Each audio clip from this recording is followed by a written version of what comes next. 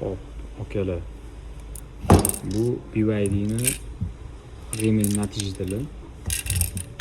Xuddi aerobag o'tgan va bu qotib qolgan. Buni bir xil yengil qo'yib yuboradi, o'zini ishlatsa ham bo'ladi. Hozir buning uchun mana tochka joyi bor. Mana shu tochkalarni ichiga itarsa, klipsasi pastga tushib ketadi. Keyin mana bu plasmassa tashqariga chiqadi. Hozir ochib sizlarga ko'rsataman buni. Mana bu plasmassani yechib olgandan keyin ichida bunaqa zyochkasi bor.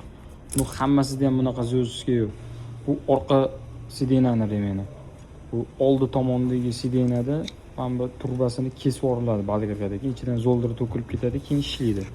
Buni hozir zyochkasini yechib, bu mexanizmni ham ochib olamiz. Mana temirini yechdik.